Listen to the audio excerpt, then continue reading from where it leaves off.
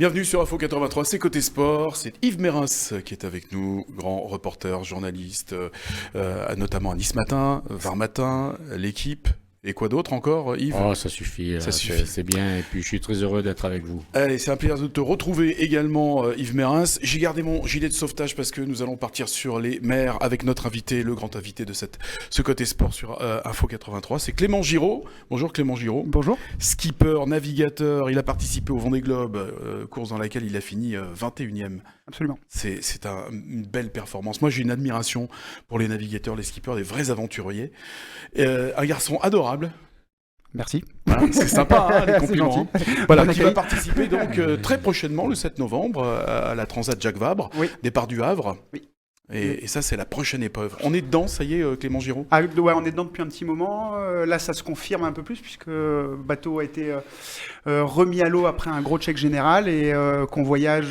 Donc le bateau est à La Rochelle. Le bateau d'Eric est à La Rochelle et on va monter fin de semaine prochaine pour le Havre. Alors, l'autre participant à cette Transat Jacques Vabre, c'est le bateau également, la compagnie du Ligility.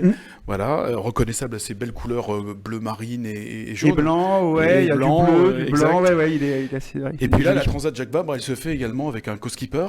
Alors c'est plus qu'un co-skipper puisque c'est le propriétaire du bateau, Éric Nigon, qui m'avait prêté le bateau pour faire le Vendée Globe.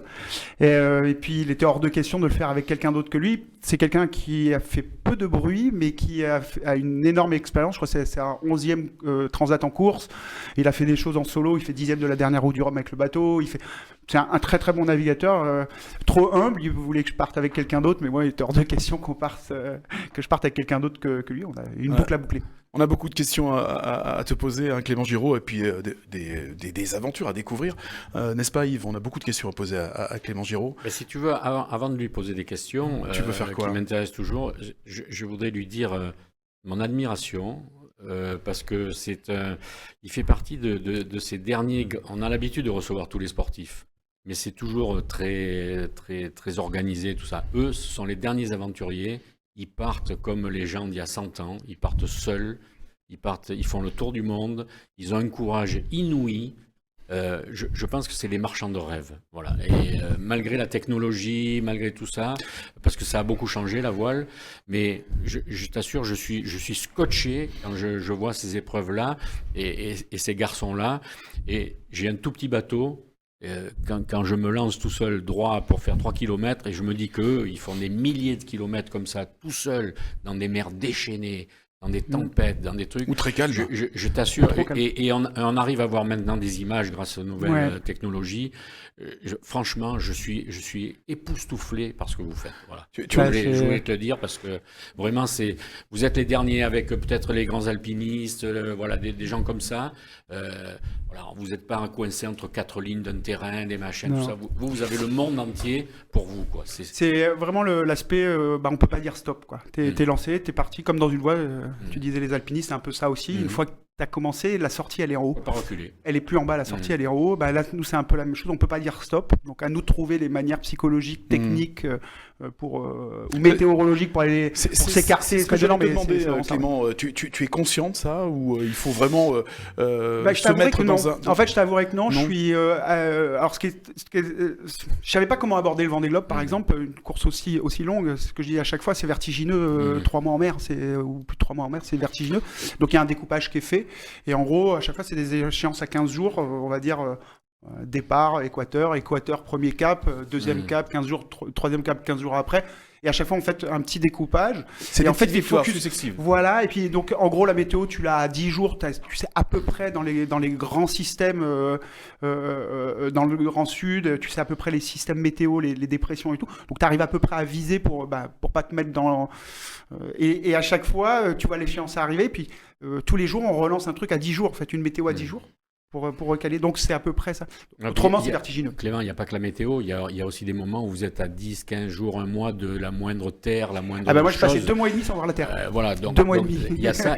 Et sur ces courses-là, il y a aussi des catastrophes. Et il y a cette solidarité qu'il y a entre vous. quand vous sauvez les uns les autres, etc. Mais c'est des aventures inouïes, ça. Oui, et puis on fait fi de toute on va dire, petite querelle qu'il pourrait y avoir à terre si jamais il y a, même avec quelqu'un, enfin là on se pose même pas de questions, et que ça soit un voilier en course, ou même que ce soit quelqu'un qui soit pas en course, parce que on pourrait aller aussi sauver quelqu'un qui n'est pas en course. Bien sûr. Un plaisancier ou quoi que ce soit. Et c'est vrai que ça, c'est un milieu, pour ça, c'est un milieu génial, quoi. Tu en as croisé. Après, c'est bien jugé, parce que regarde, le premier qui est arrivé, c'est pas celui qui a gagné le dernier Vendée Globe, parce qu'il y a eu des histoires on a remis du temps pour il a cherché pendant... Ils ont décompté le nombre d'heures pendant lesquelles il a cherché celui qui avait subi sur la casse de son bateau, le naufrage de son bateau. On lui rend ce temps, et à la fin, il tente une option, et dans le temps qu'on lui a donné, il arrive à gagner, quoi. Et c'est génial. Et il n'y a pas protestation mais non, des autres. Il y a respect total. Il n'y a même pas une discussion. Voilà. Il n'y a même pas de discussion là-dessus. Voilà. Les discussions viennent de ceux, à la rigueur, qui sont à terre, qui comprennent qu'on ne comprenne pas, mais c'est même pas un sujet. Entre nous, c'est même pas un sujet. Non, c'est génial. Ouais. Tu as terminé donc 21e. C'est pas mal, hein. Sur combien de participants pour ce Vendée Globe? On était 33, 34 au départ. Et tu as bouclé ton tour du monde en 99 jours. Alors tu t'étais promis, c'était ton objectif, d'arriver avant les 100 jours. Tout à l'heure, on se posait la question si tu étais un garçon qui était à l'heure. Oui, tu es un garçon qui est à l'heure. Ouais. Donc 99 jours, 20 heures et 8 minutes précisément. Est-ce que c'est 99 jours, 20 heures et 8 minutes d'effort physique tout le temps Comment on vit ces 99 jours et 20 heures et 8 minutes? C'est rythmé, les rythmes sont complètement différents, ne serait-ce que déjà par la météo, en fait. Parce qu'on part, il fait froid, parce qu'on part quand même en novembre. On part, il fait froid. Quelques jours après, il commence à être, on est sous des latitudes un peu plus tropicales. Il fait bon. D'ailleurs, sur les vidéos, on porte pas souvent des t-shirts parce qu'il fait chaud dans le bateau. Et puis après, on passe un mois et demi. Là, dans le froid, vraiment, c'est 6 degrés dehors et dedans. En bas. Là. Et là, t'es en mode ours dans sa tanière. Alors, les efforts, ils sont ponctués par les conditions météo et puis par le charbon qu'on veut bien mettre pour aller le plus vite possible. Et le curseur, en fait, ma grosse inquiétude au départ, c'était de trouver le curseur. Où est-ce que je le mets? Et ça m'a coûté un petit peu cher puisque 3 jours après le départ, je m'écarte du vent très fort parce que je voulais pas que la course s'arrête au bout de 3-4 jours. Et là, je perds alors que je suis 14 ou 15e à ce moment-là, et je perds tout le flot. Mais je casse pas mon bateau. Et du coup, je continue. Alors, je repars vraiment dans l'arrière-flotte. J'étais pas parti pour ça du tout. Mais j'ai regrappillé petit à petit. Et voilà, il a fallu faire des efforts psychologiques pour ça. Donc après, tu te démènes aussi pour essayer de monter le curseur petit Clément, à petit. tu as 40 ans. Qu'est-ce que tu vas chercher à faire un tour du monde? Qu'est-ce qui te fait avancer? Alors c'est ce que je dis souvent aux enfants et aux écoles. En fait, c'est comme si je partais en forêt pendant 3 mois, quoi. C'est le plaisir d'être dans la nature. On a tous les soirs, tu vois, tu communiques avec les astres. C'est peut-être un peu trop. Je sais pas comment dire, mais spirituel, hystérique, mystique. Mais il y en a en fait, mystique, mais il y en a. Bon, en fait, de la mysticité, il faut en mettre parce que tu peux pas te cantonner qu'au carbone et au concret de ce que tu as. Il faut aussi, t'as un bateau sous les pieds, c'est ton pote, c'est ta pote, parce que ça dépend. Hein, les Anglais disent elle. Mais c'est rien. Donc on a tout le temps ce rapport au bateau qui est hyper important et la nature, parce qu'on est dans la nature à ce moment-là. Et c'est très très important. Voilà, c'est le téléphone de Clément qui sonne. Je suis désolé, je pensais l'avoir mis en mode silence. Voilà, il y a une part de folie dans ton activité. Non, c'est pas de la folie. Il y a à aucun moment de la folie. On mesure tout est pris en compte, tout est protégé. Alors, en termes de la préparation, déjà, on a des préparations médicales très poussées. On apprend à recoudre, et qui m'a appris beaucoup de choses d'ailleurs. Pour preuve, moi, je naviguais dès que le vent il montait un peu trop fort, je mettais un casque un peu comme de rugby, un peu souple. C'est de la survie, quoi. C'est de la survie. C'est si jamais tu te fais un trauma crânien, t'es mort. Enfin, potentiellement, tu peux même pas appeler les secours. Parce que tu n'as même plus la force d'aller appuyer sur un bouton pour dire je me suis fait mal. Donc, tu portes un casque, tu tapes la tête, et puis tu continues. Les bouilloires, je les ai écartés, j'ai fait des gobelets pour toujours transvaser de l'eau bouillante d'une main dans un truc. Alors, c'est tout bête. mais je m'ébouillante pas. Chaque geste compte. Et voilà, chaque geste compte. Et on a essayé comme ça si tu veux, de découper. Donc, dire que c'est de la folie, je ne pense pas. De la folie, ça serait de partir sans préparation. Et c'était pour moi inconcevable. D'ailleurs, on a mis 2 mois, plus de 15 personnes pour préparer les petits détails, parce que c'est les détails qui font que tu te fais pas mal, que tu sais où tu vas, que tu es un peu plus affûté en termes de performance aussi. Et tu apprends tes équipes. Moi, si tu veux, j'ai commencé avec Moitessier, Tabarly, Cola et compagnie, tu vois, c'est une autre époque. Hein. Oui. Bon, vous êtes devenus pro, vous, par rapport à eux? On est leurs enfants, on est les enfants de ces gars-là. Mais ça a changé quand même. Mais ça a changé. Parce que nous, on les voyait partir, si tu veux, et on attendait l'arrivée du brouillard de l'autre côté. Hein. On savait pas où c'était, hein. Alors, effectivement, c'est dans la com que ça a changé, et c'est génial parce que du coup, ça attire aussi des partenaires, ça attire des sponsors, ça attire du monde, et c'est ce qui nous permet aujourd'hui de pouvoir continuer notre métier, et puis vulgariser un petit peu ce qu'on fait. Maintenant, moi, je suis un grand féru d'histoire maritime, et je m'aperçois quand je lis des écrits d'il y a 200 ans, finalement, on fait le même métier. Sauf qu'on est en solo, mais l'équipe à terre, finalement, la façon dont elle prépare le départ, on pourrait partir à la baleine. Hein. Ça serait pareil. C'est plus pointu, c'est plus technologique quand même au niveau du matériel aujourd'hui. C'est plus technique, plus technologique, mais on s'aperçoit quand même que énormément de techniques et de technologies viennent des bateaux d'il y a 300 ans, quoi. Il y a des gens qui pensent réinventer des choses, on fait juste que changer le textile du boot, donc le boot c'est la corde du boot. Mais finalement, le nœud qui est utilisé, c'est ancestral. Donc en fait, il y a beaucoup de points comme ça, on remet au goût du jour, mais on réinvente rien. Après, bien sûr, des capteurs dans des foils, bon ça c'est nouveau. Bon, il y a des équipes à terre quand même qui vous suivent, etc. Tu n'aurais pas envie de partir vraiment à l'aventure tout seul? Tu as besoin d'avoir ce lien, Ça a été un peu au départ. Alors, c'est vrai qu'au tout départ, je ne comprenais pas cette règle qui était qu'on pouvait communiquer avec la Terre et avec les techniciens, finalement. Moi, j'ai mis beaucoup de temps à m'avouer que je voulais faire enfin, pas m'avouer, mais à me lancer dans le Vendée, parce que je voulais pouvoir savoir réparer une voile, savoir réparer un boot, savoir strater, faire du composite, réparer du carbone. Voilà, j'ai appris tous ces métiers avant de pouvoir me lancer là-dedans, parce que j'étais persuadé qu'un marin, il devait avoir toutes ses cordes à son arc pour pouvoir partir. C'est le cas des autres marins et également. bien justement, c'est un peu le truc, c'est qu'aujourd'hui, on se retrouve quand même dans une situation où bon nombre finalement naviguent et on fait très peu cette culture-là de la fabrication des bateaux, ou pas tous, certains. Après, la technologie avançant, les bateaux allant très vite, quand vraiment ça devient vraiment très très chaud et que les bateaux s'emballent, n'arrêtent pas parce qu'il faut savoir que la situation, il y a un moment, c'est comme un train lancé dans la nuit à pleine vapeur. Il est inarrêtable, quoi. Le bateau, tu peux plus l'arrêter. En fait, à part, tu peux vraiment plus l'arrêter, et c'est dangereux limite de l'arrêter. Ou comme un vélo sans frein dans une pente, quoi. Donc effectivement, quand il se passe quelque chose à ce moment-là, les dégâts que peut y avoir par une petite casse qui prend des proportions folles, dans l'ordre des choses, c'est finalement de la sécurité qu'une équipe technique dise attends, maintenant, va dormir. Là, t'as fait ci, t'as fait ça, va dormir, calme-toi, nous on réfléchit à ça, quand tu te lèves dans 3 heures, tu t'es mis en sécu, nous quand tu te lèves dans 3 heures, on a des solutions pour toi. Alors, ça me gêne, mais en même temps, c'est la sécurité du marin. Donc, quelque part, je répondrai oui à ta question, et de l'autre part, je ne sais pas si c'est bien de répondre oui. Non, tu sais, je fais une comparaison souvent avec la Formule 1. Quand tu vois une course de Formule 1, tu as l'impression que tu peux conduire. Moi, j'ai eu la chance de faire quelques essais sur des bateaux comme ça. C'est terrifiant. On ne peut pas s'imaginer, parce que quand c'est filmé de loin, tout ça, tu as l'impression que c'est extraordinaire, ils naviguent, il y a la perspective. Voilà. C'est terrifiant sur un bateau. Et il y a du bruit, il y a des chocs, c'est extraordinaire. Les derniers bateaux, ils montent jusqu'à 110 décibels. Ouais. 110 décibels à bord. Moi, j'ai des bouchons parce que dès que le vent est c'est un tambour en carbone de 20 mètres. Donc, on peut s'imaginer les caisses de résonance. C'est vraiment dur. Ton plus beau moment pendant ce Vendée Globe. C'est 99 jours, 20 heures et 8 minutes. Ça, on doit peut-être te le dire assez souvent, ça. Alors, je pose toujours la question, est-ce que sur ces 3 derniers mois, est-ce que sur 3 mois et demi, tu es capable de me donner les plus beaux moments de ta vie sur ces 3 derniers mois? J'en ai non, mais je vais faire pleurer dans les chaumières. J'en ai aucun, Clément. Voilà, non, mais bien sûr. Quelque part, si tu veux, non pas que je parte... non, mais t'aurais pu croiser une sirène. Alors, il y a des moments de... C'est vrai, mais c'est pas toujours nécessairement au passage d'un cap ou d'un truc comme ça. Il y a des moments de connivence énorme avec le bateau où peut-être que ça serait ça parce que je pense que ça change à chaque fois. La réponse change, mais comme quoi ça évolue, c'est très bien.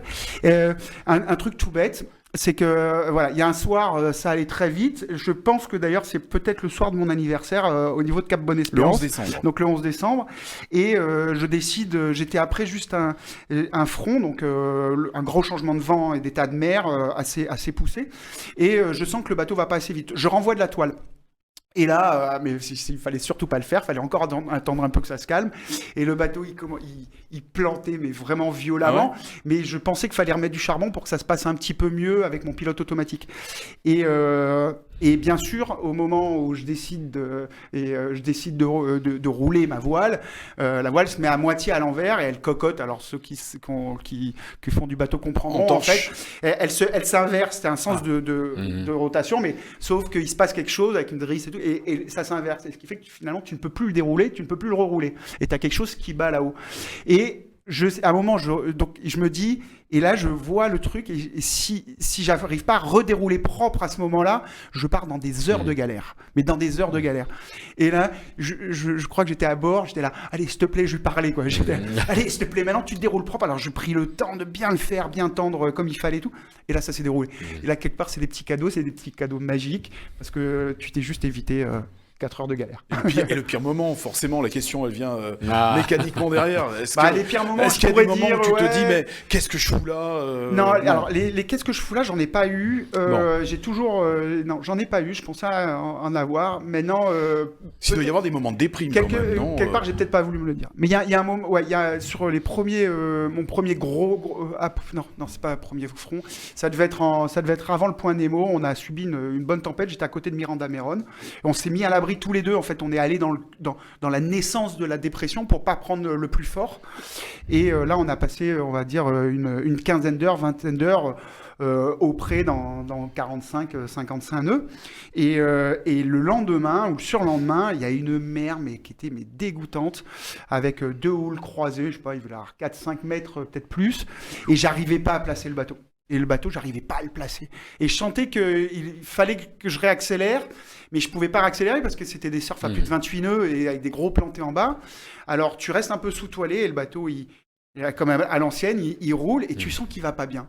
Et là, ça a été 5-6 heures assez dur. C'est technique, hein. Et puis cette communion avec ce bateau, c'est avec ton bateau, parce que là c'est ton bateau, c'est quand même assez impressionnant, quoi. Pour moi, tu es obligé, je me verrais pas partir en montagne, tu disais montagne, 3 mois et demi avec quelqu'un que j'aime pas, donc tu fais des efforts, il fait des efforts, on fait des efforts tous les deux pour que ça se passe bien. Yves. Il y a un chapitre qui me tient un peu à cœur, c'est l'environnement, c'est l'écologie, tout ça. Tu as un témoin privilégié. Est-ce que les océans sont en danger en ce moment ? Alors, à ma petite mesure, parce que j'y étais qu'une fois, vraiment faire le tour, quand tu vois quand même que tu te mets parce qu'on a des hydrogénérateurs à l'arrière du bateau, donc c'est comme des petites hélices qu'on met dans l'eau, et qui tournent et qui créent de l'électricité. Et quand tu t'aperçois quand même que tu chopes des plastiques dedans, des bouts de sangles de palettes en plastique, des filets de pêche. Donc il y en a beaucoup par l'activité, ne serait-ce que maritime, entre guillemets. Même. Après, en réfléchissant, en parlant avec les autres, puisqu'on échange de plus en plus, c'est vraiment 80% quand même des déchets en mer viennent de la Terre. Donc le problème, on défend les océans, mais pour défendre les océans, il faut remonter à terre. Et c'est ce qu'on dit aux enfants, en fait. Un papier de bonbon dans la cour qui est jeté, potentiellement, il va finir dans la rade à un moment ou un autre. Et au-delà des enfants, vous avez envie de pousser un cri de rage là-dessus, parce que vous êtes quand même les premiers témoins, quoi. Hein. Vous Bah, pouvez, beaucoup vous le pouvez, font, vous je veux pouvez pas que- alerter quand même. Alors, nous, on alerte, on en parle. Mm. Moi, j'y vais plus par un sens pédagogique et puis par une réponse positive aux actions menées quand on me sollicite. Après, j'emmène pas mon cheval de bataille. C'est pas mon cheval de bataille. Beaucoup d'autres skippers le font et je voudrais pas que le message soit brouillé non plus. Donc, je les accompagne, on en parle, on fait des actions, on participe à des actions. Maintenant, moi, je le fais en interne. Mais c'est pas écrit en grand sur ma voile, ça pourrait. Mais par contre, effectivement, j'aurais envie de crier, de faire un gros ha. C'est un combat perdu d'avance ou tu as un espoir que ça peut s'arranger? Bah, j'ai espoir pour mes enfants, pour nos enfants, pour les générations futures. C'est pas que la mer qui est en danger. D'ailleurs, d'abord, sauvons. Non, c'est la planète. Hein, Sauvons-nous, Ouais. sauvons-nous, et ça commence. Ça commence par. C'est une par grande ne pas laisser question. de déchets dans les rues. Et, ouais. Mais ça s'appelle tout simplement le savoir-vivre, hein, déjà. Le respect. Le respect, voilà, tout simplement. Ouais, et puis ça, ouais. Bon. Et ça va loin dans la vie de chacun, hein, dans la vie quotidienne. On fait des efforts. Mais... Et là, donc, je suppose que 2024, tu seras au départ du prochain Vendée Globe. Alors, j'ai pas de certitude sur le fait que j'y serai au Ouais. départ. Tu le veux? Alors, c'est une volonté, on fait tout pour. Voilà, on est en pourparlers avec nos partenaires actuels. Comment on constitue un budget? Parce que c'est énorme. Tu peux nous donner un ordre d'idée à peu près d'un budget de... Alors, nous, on fait partie des plus petits budgets. Oui. On cherche 1 million d'euros par an pour faire tourner la Ouais. boutique. Donc, quand tu dis tu cherches, c'est toi qui vas donc au-devant des Ouais, partenaires mais on a en plus potentiels. quelqu'un qui nous aide à ça. Mais Ouais. oui, on va au-devant des partenaires. Ils ne viennent pas spontanément. Ah, je m'appelle pas Michel Desjoyaux ou Eric Tabarly. Enfin, Feu Eric Tabarly, mais non. Et puis après, ça fait partie du métier dans cette recherche, provoquer des rencontres. Et puis, il faut que ça matche. Faut que aujourd'hui, en plus de vendre un 4x3, ça veut dire de l'image sur la voile. On vend tout un parterre de relations avec les partenaires. On vend quelque chose. Il faut que le partenaire ait un besoin et là, quand ça match, par contre, c'est fabuleux. C'est du positif aussi pour une enseigne de communiquer là, sur le hyper sport. positif. D'ailleurs, les raisons. C'est un cercle vertueux. On sait pas. D'ailleurs, on cherche, mais on n'a pas encore de réponse définitive sur la compagnie du lit et sur Gility aujourd'hui. Ce que j'apprends aussi. C'est que des entreprises ont des mots dans la vie d'une entreprise, et quand même c'est des gros, généralement des PME, des grosses PME. Dans la vie d'une PME, il y a des achats, il y a des ventes d'entreprises, il y a tout un rythme. Et nous, on est dans le temps aussi, et donc on doit coller à ce rythme. Voilà, on arrive sur une fin de cycle. Voilà. Là, on est dans l'économie et tout ça, dans ses partenaires, c'est fondamental Ouais, pour vous. oui. Mais il y a aussi un autre côté de tes relations, c'est avec les enfants. Là, tu es un Père Noël pour les enfants. Moi, je connais tes relations avec quelques écoles, dont celle où j'habite au Revest-les-Eaux. Vraiment, tu es un marchand de bonheur pour eux. Hein. Moi, je suis un grand enfant. Oui. Je suis un grand enfant qui vit ses rêves. Je te confirme Mais que ça se passe j'adore. bien Mais avec moi, c'est vrai que moi, ça me donne une énergie. Et je vais même t'avouer quelque chose, c'est que vous avouez quelque chose, c'est que Tu peux tutoyer. il y a des fois. Il y a des fois, tu te demandes, après le coup de la course, tu reviens à terre, tu rentres dans un rythme familial, la suite du projet. Donc, les choses se calment un petit peu au niveau du rythme. On part sur quelque chose de plus linéaire. Et il y a des fois, tu te dis, mais quand même, c'est peut-être un peu abusé. Alors, les partenaires sont super contents, les relations partenaires. Et puis, en interne, c'est juste génial. Et tu dis, mais quand même, et tout. Et là, tu as rencontré les enfants, parce qu'on a fait des rencontres avec les enfants dans les écoles, mais aussi dans des centres où les enfants sont un peu en difficulté médicale, on va dire. Je ressors de là, je suis regonflé à bloc, quoi. Je me dis, mais en fait, c'est l'énergie que j'ai. Eux, ils sont trop contents de me voir. Moi, je suis trop content de les voir. Et quelque part, cette énergie me dit, mais en fait, on fait pas tout ça pour rien, quoi. Tu sais que tu changes le quotidien d'une classe pendant le Vendée Globe, quand même. C'est génial, ça. Il faut que tu en aies conscience. Mais j'ai eu des retours de ça, et puis des écoles dans la France entière, Oui. des gens qui n'ont jamais vu la mer, enfin ça se fait plus, mais quasiment, quoi. C'est fabuleux. J'ai des cartons de dessin plus fabuleux les uns que les autres. J'étais parti avec des petits mots que je devais déplier tous les jours pendant le Vendée. C'est génial. Voilà. Et tu changes la vie dans les entreprises. Hein. Eric Romeden, qui est le président de la compagnie Dully également. Il y a Stéphane Asquet, président de Gility, qui sont intervenus lorsque tu es rentré au port. Effectivement, c'est une fierté. On le sent dans leurs déclarations. Et justement, c'est un modèle pour les entreprises. Alors, c'est un modèle pour les entreprises en externe et en interne.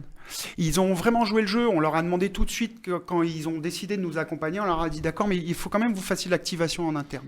C'est très important. Alors, ils ont encore organisé des concours avec Virtual Regatta. Il y avait plus d'1 million de joueurs quand même sur la course en virtuel. Il y a des concours en interne. Quand on a fait les retours après la course, mais l'accueil que j'ai eu, il était juste fabuleux. Et puis, pas en héros, en fait. C'est justement, en fait, je faisais juste partie de l'entreprise. Mais j'ai eu des aveux, des mecs qui m'ont dit, mais il fallait pas que ça dure 2 jours de plus. Moi, je divorçais autrement.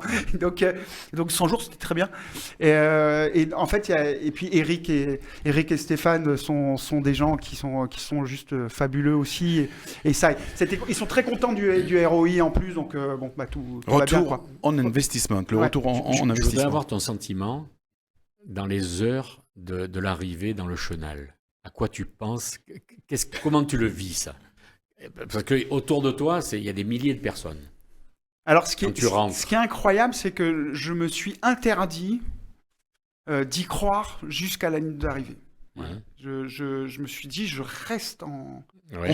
concentré en bon marin, surtout que quand tu rapproches la côte, il y a énormément de bateaux de pêche, sachant que les bateaux de moins de 12 mètres de pêche n'ont pas d'obligation d'avoir l'AIS, qui est leur système de signalement. Donc en fait, tu l'as juste au radar, quoi. Et je me suis interdit. Et quand je passe la ligne, juste avant, ça doit être un quart d'heure. Raconte-nous le chenal, voilà, cette entrée là, voilà. Ah bah, c'est un truc inouï, ça. C'est un truc de fou. C'est un peu comme le RCT quand ils arrivent au milieu de la foule, la Mayole, tu vois. Mais si tu veux, j'ai pas fait ça pour ça. Non, mais comment? Mais c'est juste incroyable. Tu dis, mais en fait, les murs t'es sorti, t'as poussé une porte, t'as fait le tour du monde et tu repasses par la même porte. C'est le premier truc que tu fais, en fait, c'est de repasser par cette même porte. Bah, c'est un retour à la maison qui est, même si c'est pas la tienne, c'est la maison France. Je l'ai fait. Ouais, j'ai fait le tour du monde. Et même, je t'avouerai que... Tu as dit la chance sourit aux audacieux. C'était la phrase que j'avais tout le temps. Pourquoi? Parce que déjà, avec tout ce qui s'est passé avant la course, pour pouvoir être sur le départ, il a fallu mettre pas mal d'audace quand même. Ouais. Même presque du culot. Et dès que j'avais un coup sur le bateau où j'étais là, il faut y aller, est-ce que je le fais, est-ce que je le fais pas? Et j'avais cette phrase qui revenait.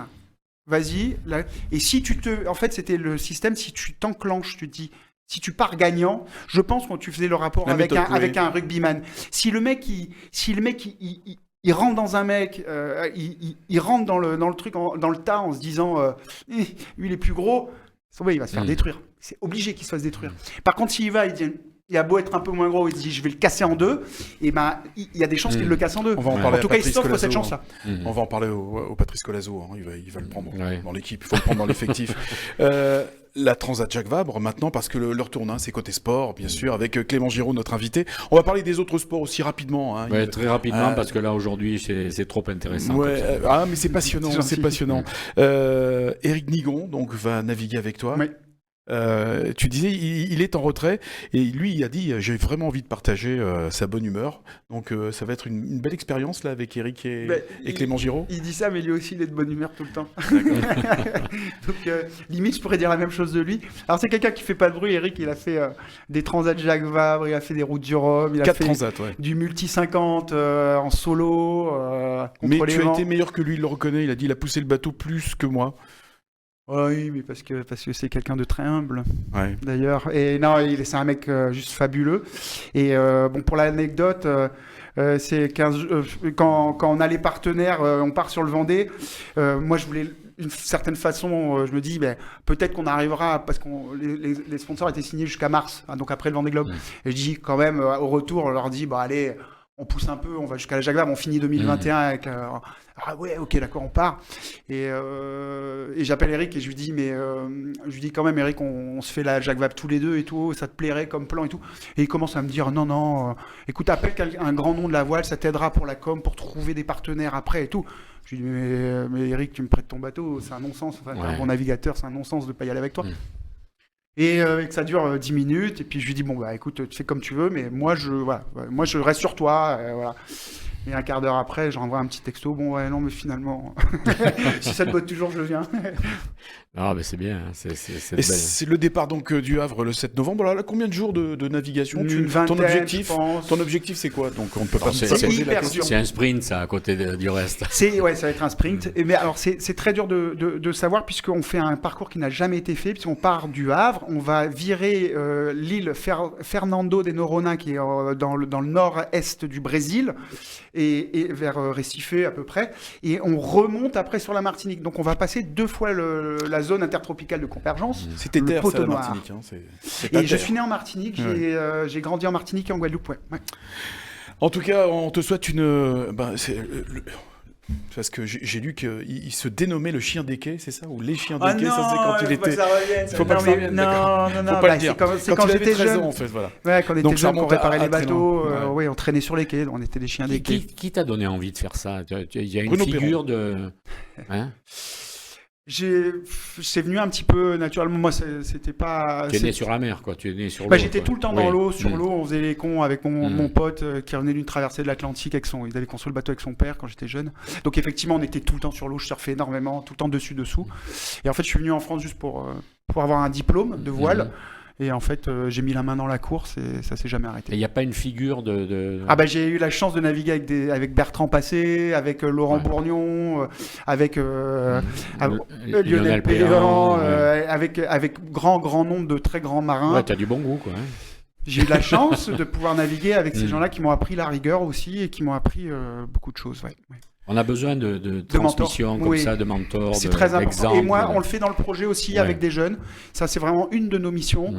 Et il y a énormément de jeunes qui travaillent avec le projet, de près ou de loin, et on essaie de les faire avancer dans leurs connaissances et dans leur façon de mener les choses, toujours avec cette façon un petit peu, ce qu'on disait tout à l'heure, avec l'art un petit peu maritime, avec l'esprit un peu maritime, plus que coursier ou quoi. Voilà. C'est très important la culture marine.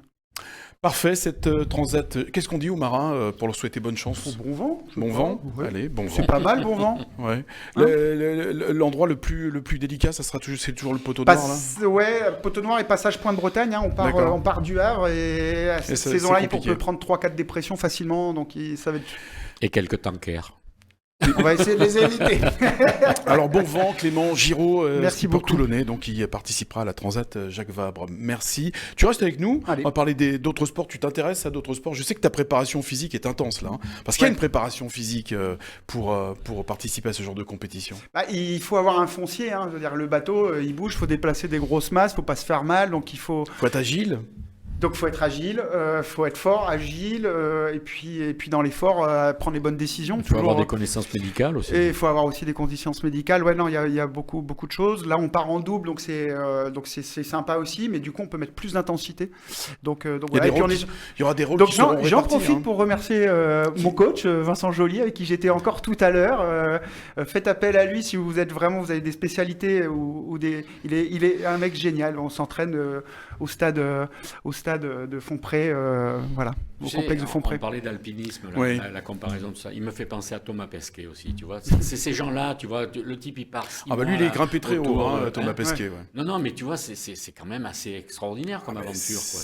Il faut y aller. Hein. Hein il faut y aller. Il faut y aller, c'est ça le. Bah, c'est comme. C'est le premier pas qui est difficile, mais après. Ouais, mais je pense que les chefs d'entreprise peuvent se retrouver, les chefs d'entreprise qui ont monté leur business et tout, ils peuvent se retrouver dans cette démarche-là, en fait. Ouais.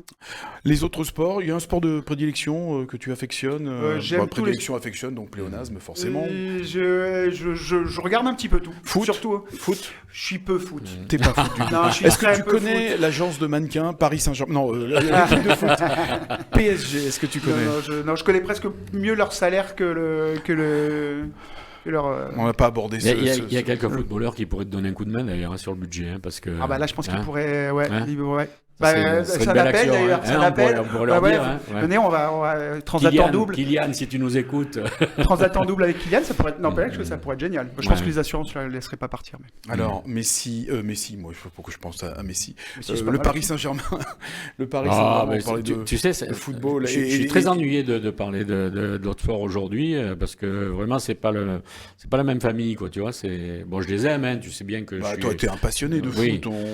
Mais franchement, quand tu rencontres un gars comme Clément Giraud, parler de Messi, de Neymar, c'est quand même des gens, c'est quand même des très très grands sportifs, mais ils n'ont pas les mêmes valeurs.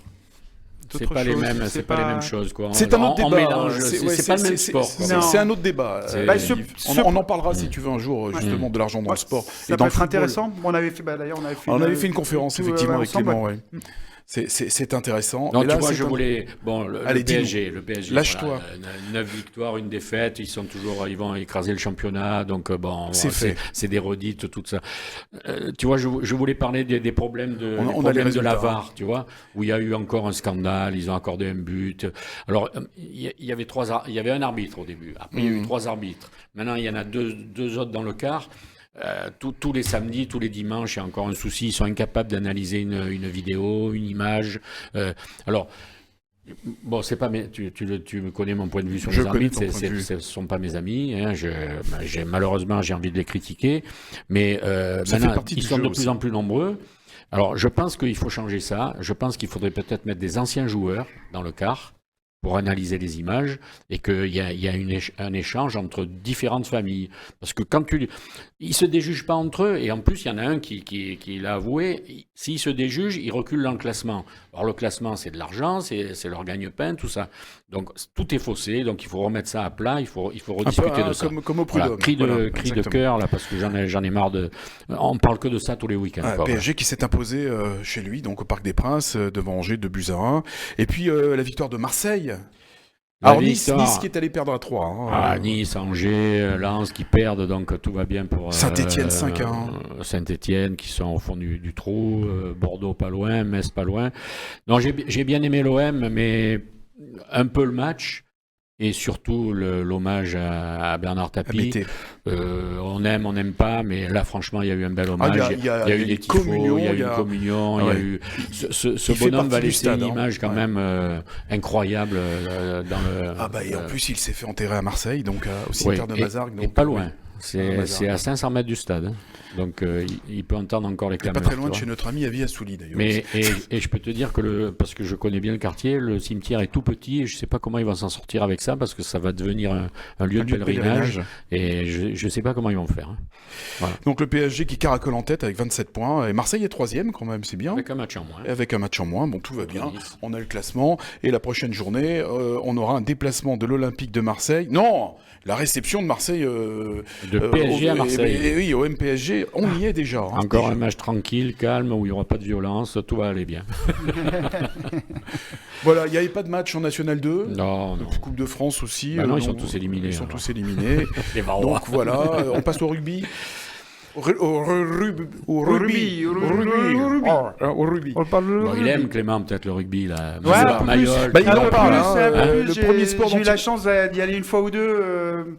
J'adore. Ouais, ça est-ce que tu je suis pas, mais Est-ce que tu as, quand tu as terminé le Vendée Globe, est-ce que tu as eu des joueurs, par exemple, tu es à Toulon, hein, est-ce que tu as eu des joueurs de rugby qui t'ont félicité? Est-ce qu'il y a des contacts comme ça? J'ai pas eu vraiment j'ai pas vraiment de lien malheureusement.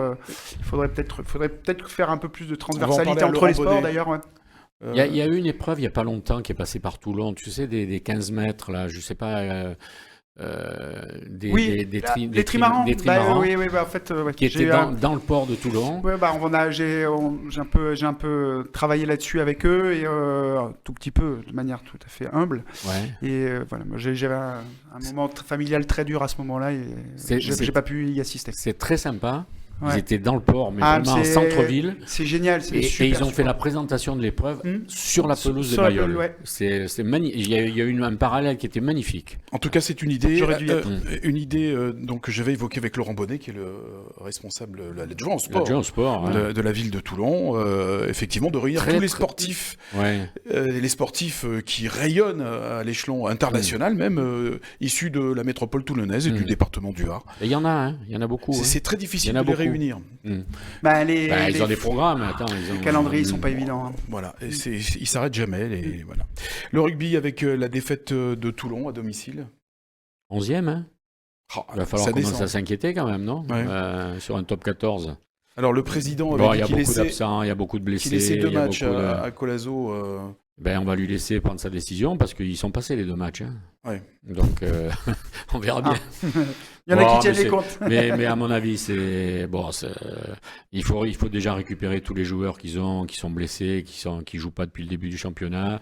Il y a Colby qui arrive, donc l'équipe va peut-être complètement changer. Un petit mot sur ce joueur. C'est un Pascal phénomène, Colby. c'est un phénomène. Et puis, moi, ce que j'aime bien, c'est que c'est un phénomène qui fait 1m75 au milieu de tous ces mammouths et qui les rend fous et qui slalom et qui prouve que tout le monde peut jouer au rugby sans être un bonhomme de 2 mètres de 130 kilos. Voilà. Voilà. Comme quoi, la taille ne compte pas toujours.